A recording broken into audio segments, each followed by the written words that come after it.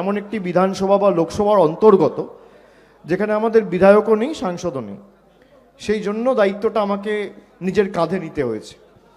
অন্যান্য অনেক জায়গায় সেবাশ্রয় থেকে অনুপ্রাণিত হয়ে বিভিন্ন জায়গায় যেখানে আমাদের বিধায়ক রয়েছে, সাংসদ রয়েছে, যেমন ব্যারাকপুরে, দমদমে, একাধিক জায়গায় সেবাশ্রয় হচ্ছে। এবং এটা অত্যন্ত ভালো লেগেছে আমার যে জনপ্রতিনিধিরা এই সেবাশ্রয় সাধারণ মানুষকে যেভাবে স্বাস্থ্য পরিষেবা, আধুনিক ক্যাম্প তৈরি করে বিভিন্ন ফেসিলিটি সহ একদম গ্রামের ভিতরে বা শহর অঞ্চলে ওয়ার্ডের ভিতরে নিয়ে যাচ্ছে, এটা সত্যি আমার কাছে অত্যন্ত গর্বের বিষয়। তার কারণ এটা প্রথমবার আমরা ডায়মন্ড হারবারে চালু করি। এবং নন্দীগ্রামে সাধারণ মানুষ যখন ফোন করে আমি তখনই ঠিক করেছিলাম আজকে আমাদের এই ক্যাম্পের শুভ সূচনা হলো। আগামী 15 দিন এই ক্যাম্প চলবে। খালি সরস্বতী পুজোর দিন একদিন বন্ধ থাকবে, 23শে জানুয়ারি। 23শে জানুয়ারি বন্ধ থাকার পর 24 তারিখ আবার চালু হবে। 24 থেকে 30 তারিখ অবধি আবার টানা চলবে। তো টানা 15 দিন এই ক্যাম্প চলবে। 1 নম্বর ব্লকে একটা মডেল ক্যাম্প রয়েছে, 2 নম্বর ব্লকে একটা মডেল ক্যাম্প রয়েছে। এবং যে সমস্ত রেফারেল কেসগুলো আসছে সেগুলো কিছু রেফারেল কেস উলুবেড়িয়ায় যাবে, কিছু কলকাতায় যাবে। সেগুলো মনিটর করার জন্য একটা ডেডিকেটেড টিম আমরা করেছি যাতে মানুষের কোনো অসুবিধা না হয়। এবং শহীদ পরিবারের যারা সদস্য ছিল তারা এই ক্যাম্প আজকে উদ্বোধন করেছে। আমি কৃতজ্ঞতা জানাই তাদেরকে। এই মানুষগুলোকে অনেকে ভুলে গেছে, কিন্তু এই মাটির প্রতি তাদের অবদান চির স্মরণীয় হয়ে থাকবে। এবং যতদিন নন্দীগ্রামের নাম থাকবে ততদিন তাদের যা অবদান সেটা ইতিহাসের পাতায় স্বর্ণাক্ষরে লেখা থাকবে বলে আমি মনে করি। এখানে কিছু লোক আমার সাথে ইন্ডিভিজুয়ালি, বিশেষ করে যাদের ক্রনিক কেসগুলো রয়েছে, যেগুলো অন্য জায়গায় পাঠানোর মতো রেফারালও কিছু কেস রয়েছে, যেগুলো কিছু কেস ব্যাঙ্গালোরে পাঠাতে হবে, দিল্লিতে পাঠাতে হবে, তামিলনাড়ুতে পাঠাতে হবে, কেরালায় পাঠাতে হবে। আমি সেগুলো আমার লেটার প্যাডে চিঠি করে সেই হাসপাতালের কর্তৃপক্ষের সাথে কথা বলে সেই কেসগুলো রেফার করে তাদের যাওয়া আসা আমার যতটুকু সামর্থ্য রয়েছে, আমি যেমন ডায়মন্ড হারবারেও করেছি, আমি এটা নন্দীগ্রামের ক্ষেত্রেও করছি। কোনো ব্যতিক্রম হবে না। এরপর আপনাদের যদি কোনো প্রশ্ন থাকে আপনারা করুন।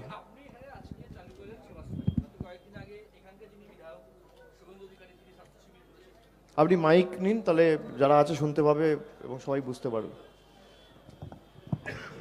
আপনি সেবাশ্রয় আজকে চালু করলেন এখানে।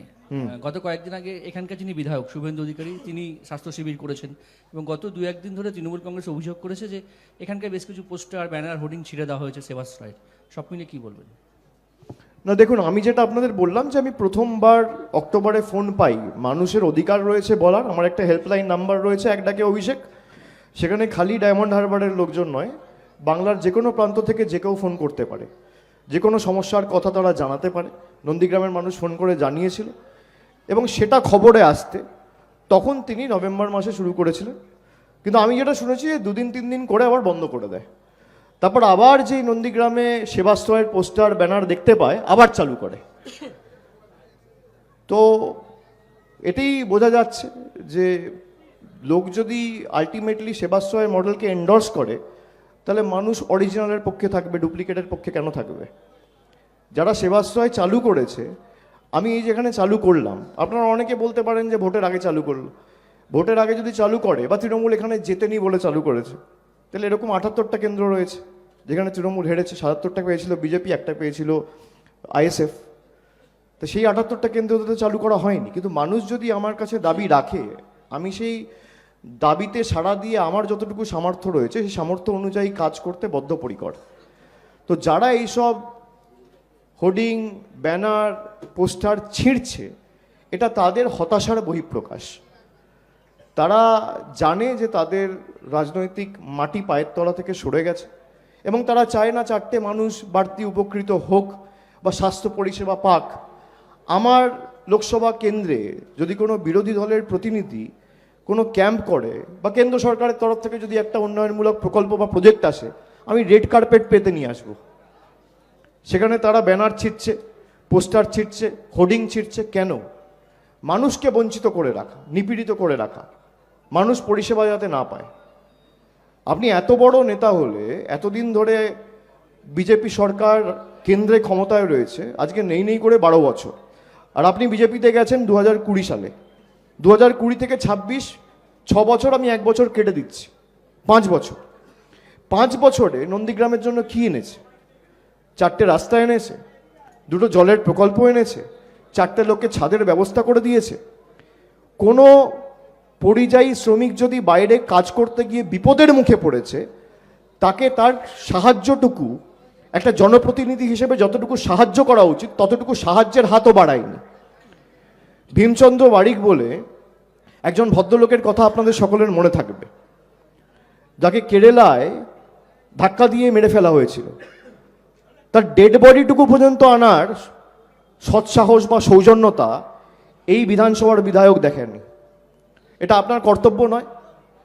তৃণমূলের প্রতিনিধিরা তার বাড়িতে গেছে, তার মৃতদেহকে কেরালা থেকে কলকাতা অবধি নিয়ে এসে নন্দীগ্রামে পৌঁছে দেওয়ার ব্যবস্থা তৃণমূল করেছে। যদিও তৃণমূল নন্দীগ্রামে যেতেনি, কিন্তু মানুষের পাশে দাঁড়ানোর প্রশ্ন যখনই উঠেছে, তৃণমূল ছাড়া মানুষ আর কাউকে পায়ওনি।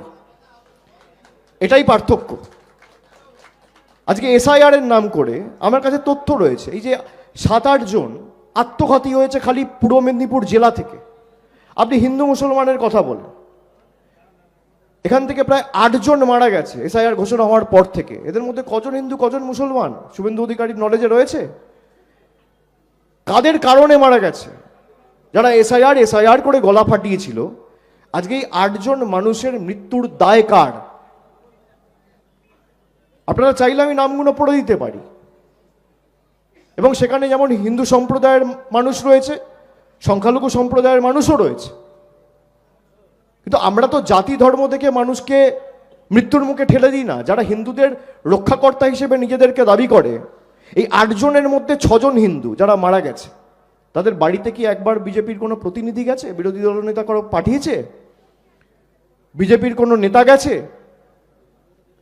সুতরাং সেবাশ্রয় দেখে যারা বিচলিত, যারা ভীত, যারা সন্ত্রস্ত, যাদের মনে কাঁপুনি শুরু হয়ে গেছে, সেবাশ্রয় চলবে। এবং আগামী দিন মানুষ যদি চায়, মানুষ যদি সুযোগ দেয় তৃণমূল কংগ্রেসকে কাজ করার, সেবাশ্রয় প্রতি বছর নন্দীগ্রামে হবে। কারোর বুকের পাঁটা থাকলে আটকে দেখাবে। 2021 সালের বিধানসভা নির্বাচনে এই কেন্দ্রে বিজেপি জিতেছিল 1956 ভোটে।